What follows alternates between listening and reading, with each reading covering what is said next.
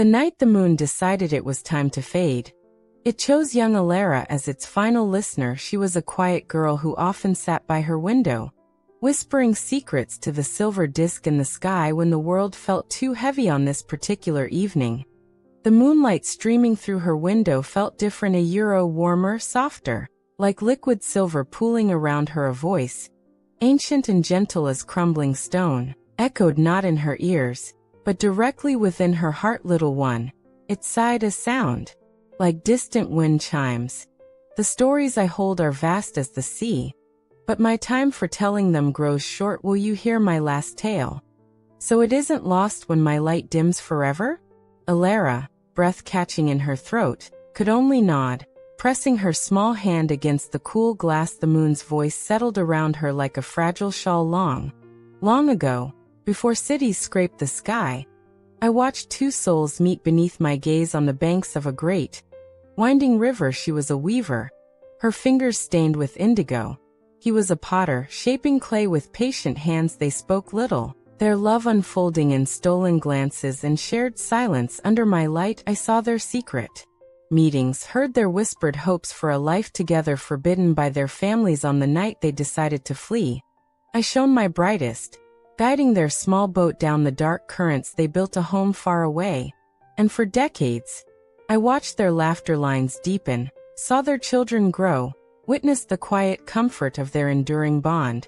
A testament to courage lit by my pale beam. Elara saw the images shimmering in the moonbeam. The young lovers, the gliding boat, the faces etched with time and love. My light has touched countless moments of quiet bravery.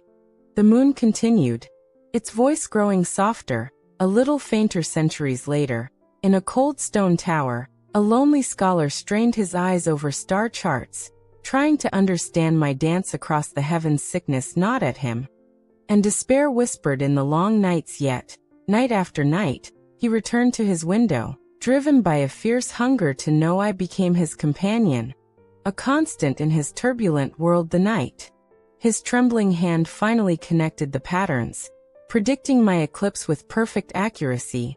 His triumphant shout echoed into the silent courtyard below. It wasn't just a discovery, it was a victory of spirit over darkness.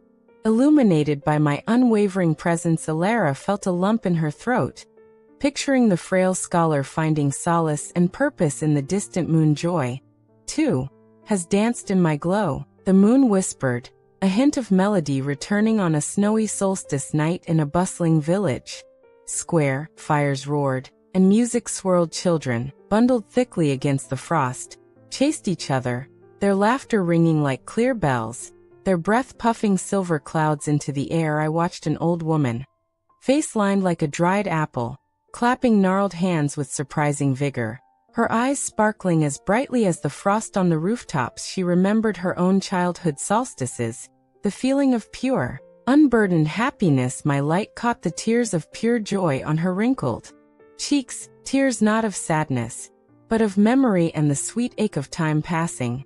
Yet the enduring warmth of human connection. The image of the laughing children and the weeping, joyful grandmother filled Elara with a profound sense of Liffe's bittersweet beauty. A deeper melancholy seeped into the moon's fading voice. And sorrow, I have held space for sorrow too. On a windswept cliff overlooking a churning sea, I once watched a woman stand for hours, wrapped in a cloak dark as the water below her husband, a fisherman, had not returned with the dawn. She didn't wail, her grief was a silent, heavy thing. She simply stood, staring at the horizon where his boat should have appeared, her knuckles white where she gripped the wool. I poured my light onto the restless waves, turning them molten silver.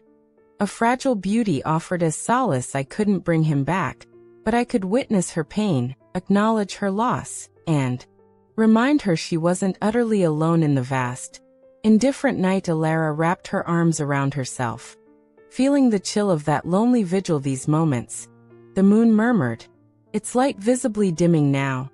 The beam in Elara's room growing thin and pale, are but grains of sand on an endless shore. I have seen empires rise and crumble to dust, mountains slowly wear away, forests reclaim silent ruins. I have watched generations bloom and fade like night blooming flowers. I saw the first hesitant, steps of creatures who would become storytellers, dreamers, builders. I witnessed wars and treaties, inventions and losses, the relentless, beautiful, heartbreaking pulse of life on this small, blue world. Every laugh, every tear, every act of love or defiance, every whispered dream under my gaze, they are woven into the very fabric of my being. Elara felt the immense weight of time, the sheer volume of lives witnessed, pressing gently upon her small soul. The voice was now the faintest echo, the moonlight a mere ghostly shimmer on Elara's floor. My light fades, Elara, not from neglect, but because it is time. My story,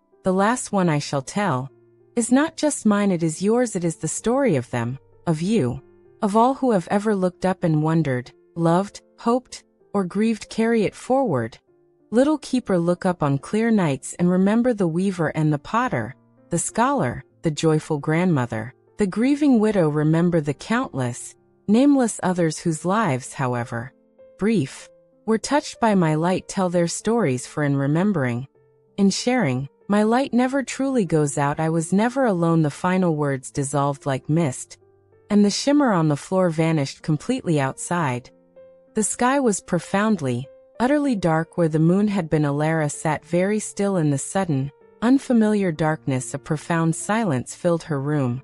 Heavier than before, tears traced warm paths down her cheeks, but they weren't just tears of sadness for the moon's passing.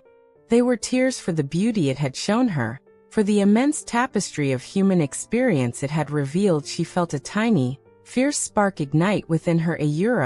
The weight and the wonder of the moon's final gift. She would remember. She would look up at the star-filled darkness and see not emptiness, but a canvas waiting for stories. She would tell of the indigo-stained weaver, the determined scholar, the laughing children, the woman on the cliff. She would carry the moon's last story, the story of Earth's enduring heart, forever in her own. And in that quiet promise, whispered to the starry void, a new kind of light began to glow.